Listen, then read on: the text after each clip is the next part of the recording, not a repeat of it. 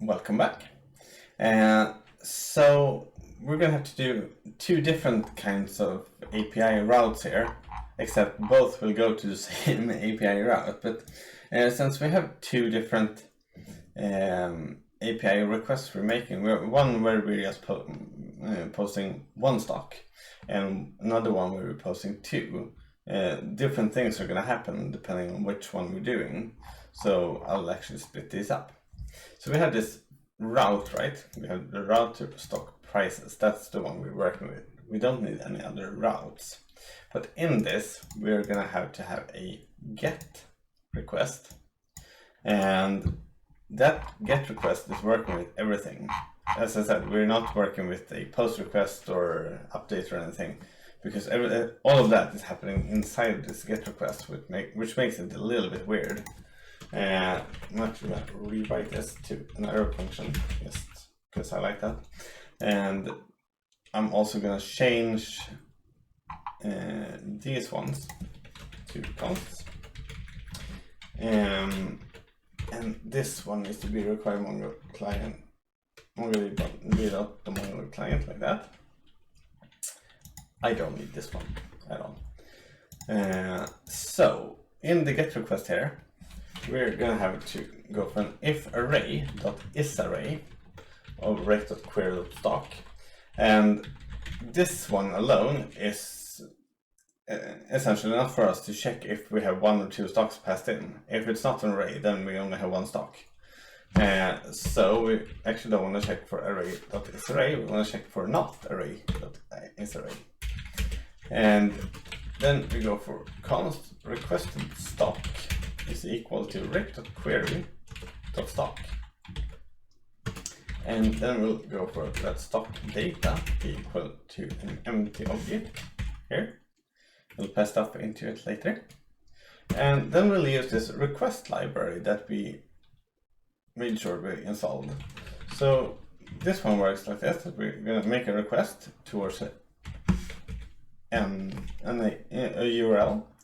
And this URL is this one.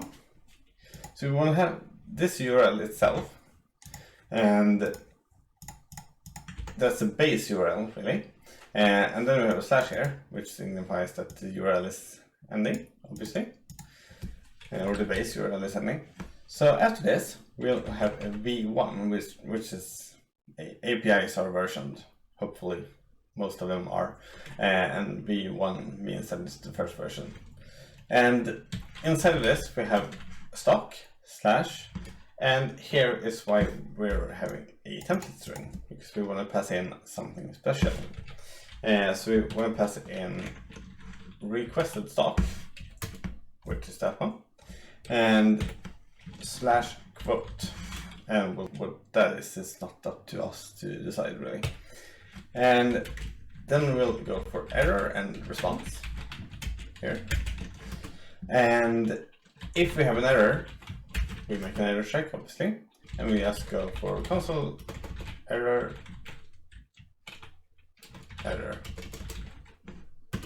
So, if you don't have error, that's good. And we can go for type of JSON.parse of body. That's a string. So we're essentially trying to parse the body and make sure that when we parse it, it becomes a string. And if it is, then we can actually do like this. Rested send, sorry, that is not a real stock, and or is not in the database. And why is that? Well, because we shouldn't get back a string. We should get back an object, I think. I'm fairly sure it's an object. We'll get back to that. But if we just get the string, that means that we're not actually getting the data we want. We get something else. And that means that we're going to handle it. And we're doing that by just sending back this text. If it's not a string, then it means that this stock actually exists in that database or in the API. And we can go for Mongo client dot connect, not client. And we then have process.env.db. And here we're going to use a new URL parser, true, and use unified topology, true. And then we go for error and client in here, and we'll say that if we have an error, then we just console log the error. If we don't have an error, that's good. So we can go for const collection equals client.db of stock price checker dot collection. And as before, I've already done these projects. I've already created these.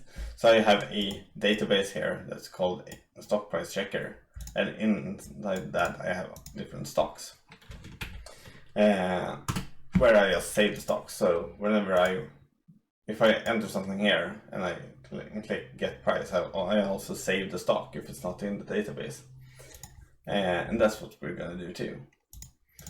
So here we go for a collection.count documents, and this is my go-to function for this. So we go for stock, and here we go for json.parse body dot symbol, and symbol is this Google or Apple or my MSFT or whatever, and then you can go for .then result, and if we have a result, then then it exists already, so we don't have to add it. If we don't have a result, then it doesn't exist and we have to add it. So it's kind of binary. But before that, we need to go for let likes be equal to rec.query.like, like so. And we'll have let client IP be equal to rec.query.like, and that's something rec.ip or no, that doesn't seem right either. So obviously, so why we're doing this is because we want to make sure that each IP can only like a certain stock once. So you can't spam like something, because that's going to be a bit weird. So we make sure that you can, if the client IP has liked the stock already, you don't want to like it again. So here we're going to have let new stock be equal to stock json.parse of body.symbol, and we'll have likes. I should be able to do this, I think. And client IP, an array of client IP, like so. And below that, we'll check this result that we had. So if result is 0, then we can go for collection.insert one, new stock.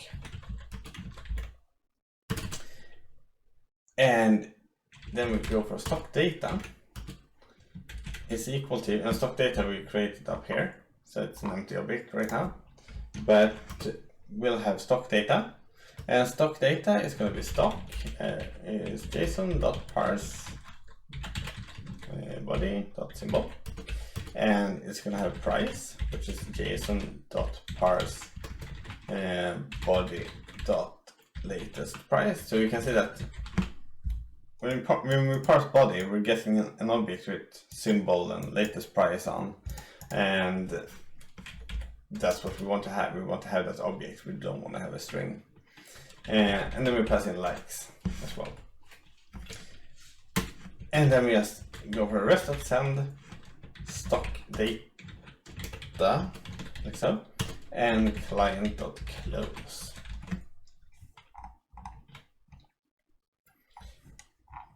And this is if it doesn't exist in the database. If it does exist in the database, then we go for a collection of count documents, and here we have an ampersand and here we have an array where we go for stock. That has to be numbered, this folder. Yeah. So the stock, which is json.parse body dot symbol, and there we will have likes gt 0 and client IP. See, it's a lot of stuff here.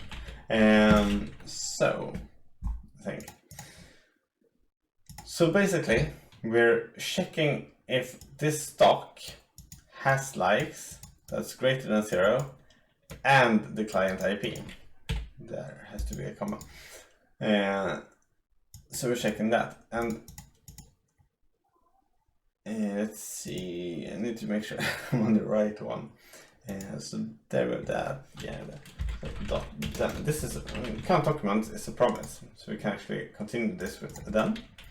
And then we go for IP result. If IP result is not equal to 0 and rec.query.like exists, so if we have liked, so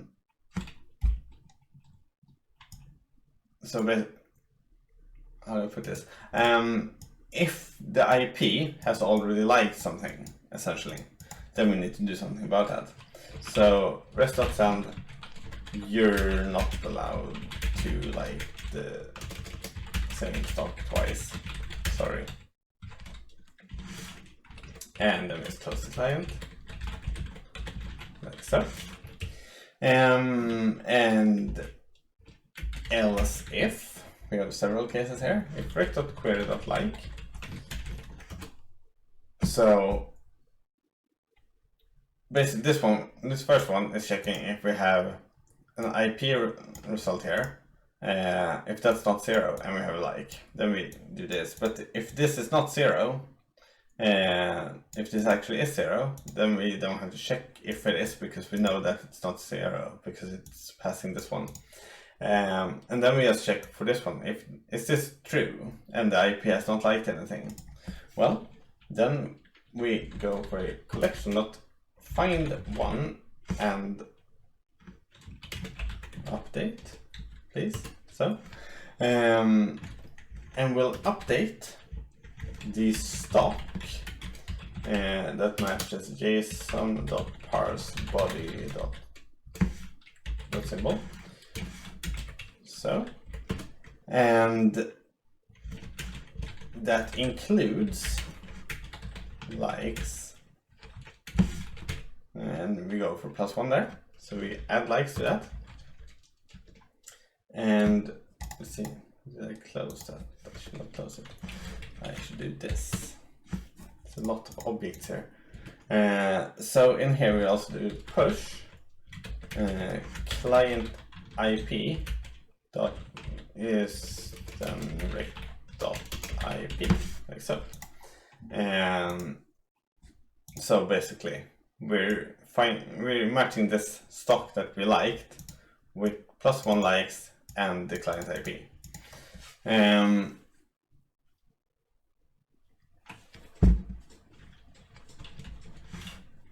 think we'll do that. So doing that. Need to find out where I am. I'm gonna push there. All right. And then we have a return original false, because we actually want to update that. And therefore we also have to go for an error and document here, which is standard MongoDB stuff. So if error, we go for a console error of error. So, and otherwise we can just go for let likes be equal to document stock.value.likes.